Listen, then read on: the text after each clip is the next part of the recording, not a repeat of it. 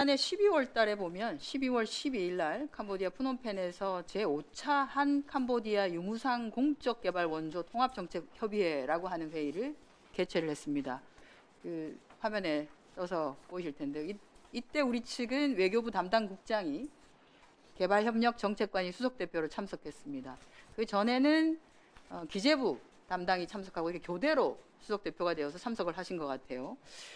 이때의 회의록을 보면 캄보디아에서 요청한 내용이 있습니다. 캄보디아는 6대 정책 우선 분야라고 해서 6개 분야를 우선적으로 지원을 해줬으면 좋겠다라고 하는 얘기를 합니다. 우선 그 전에 한국 정부가 ODA를 증액해 주셔서 굉장히 감사하다라고 하는 말을 하면서 다만 우리는 유상보다는 무상을 조금 더 확대했으면 좋겠다라고 하는 바람을 얘기를 합니다.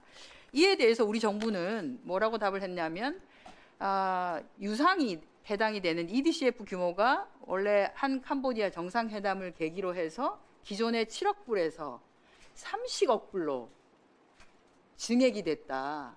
그런데 당신들이 지금 제안해 온 18개 후보 사업을 보면 15억 불밖에 안 된다. 2025년 사업이. 그러니 여전히 15억 불이 빈다.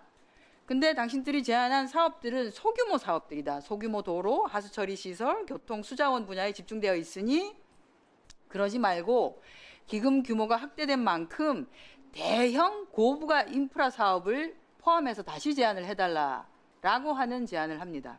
이게 좀 이상하잖아요. 보통 우리가 ODA 사업은 수원국이 원하는 것을 하게 되어 있습니다. 그렇죠? 또는 우리가 검토를 해봤을 때 마스터 플랜을 했는데 수원국이 제대로 보지 못했기 때문에 이 부분은 정말 필요한 부분인데 당신들이 앞으로 커나가려고 하면 정말 필요한 부분인데 이것은 하는 것이 좋겠습니다라고 하는 것들이 예를 들어서 인적 자원 개발이라든지 이런 게 있을 수 있습니다. 근데 그게 아니에요.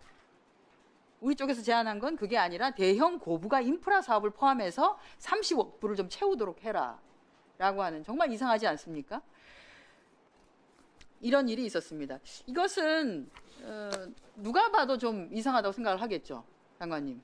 네, 그 이상하게 한 점들이 발견이 되어서 지금 EDCF 즉 그 유상 원조 부분을 대폭 삭감을 하고 무상 원조만 지금 하는 방향으로 지금 새로 계획을 짜고 있습니다. 네, 교육을 짜긴 합니다만 캄보디아 ODA 사업이 이렇게 급증한 배경, 경과 등이 좀 제대로 조사될 필요가 있습니다. 문제는 이제 이게 외교부는 하는 게 이제 무상 ODA를 하시니까 실제 여기 문제되는 EDCF의 경우에는 기재부 소관이긴 합니다.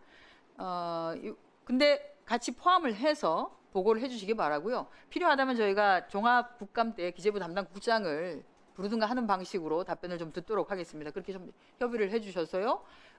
왜 예산이 그렇게 한꺼번에 급증했는지와 하는 것에 대한 자료를 제출을 좀 해주셨으면 좋겠습니다. 네, 이것과 연관된 아주 근본적인 문제점을 하나 말씀드리겠습니다.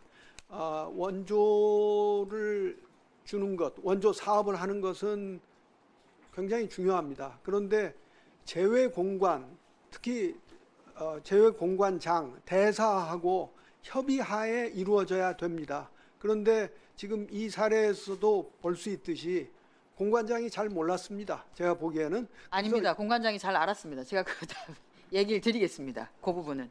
자, 그 다음 슬라이드 보여주세요. 캄보디아 ODA 증액된 거하고 사건 사고 현황을 쭉 보시면 2021년도에 ODA 유무상 다 포함해서 1,580억 원이었던 게 2025년 이 자료는 너무 자주 지금 여러분들이 보여주셨으니까 아실 거고요.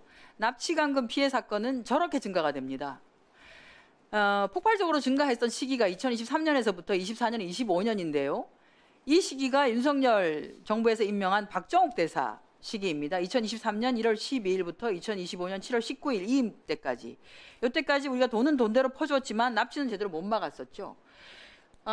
박정욱 대사가 2023년 1월 12일 날 캄보디아 대사로 발령이 나고 난 뒤에 거의 매달 ODA 관련한 회의를 합니다.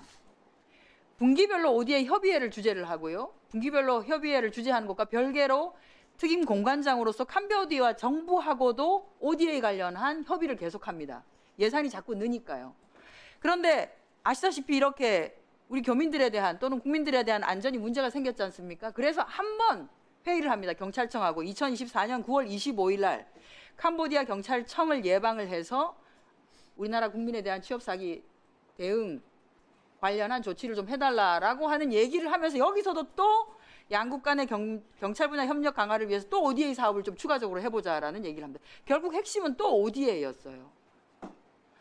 박정욱 대사는 가가지고 한 사업 관련한 일 중에 제일 열심히 한 게 ODA입니다. ODA 사업이 예산이 한꺼번에 이렇게 느는 바람에 ODA 관련한 내용은 회의를 엄청나게 많이 했습니다. 그 사이에 이렇게 우리나라 국민에 대한 국민에 대한 납치나 감금 피해가 일어나는 것에 대해서 예를 들어서 캄보디아 정부하고 협의했던 것은 딱 한 번 경찰청장 방문한 거 그거밖에 없습니다. 저는 제외공관장으로서 이건 정말 문제 있다고 생각합니다.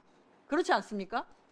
네, 그렇습니다. 아까 제가 공관장이 모른다고 한 것은 일반적인 얘기를 한 것입니다. 그리고 이 경우는 지금 의원님께서 자료로 말씀해 주신 것처럼 여러 가지 이상한 점들이 있어서 저희들이 그 감사를 보내서 지금 명확하게 다 파악해 볼 계획을 가지고 있습니다.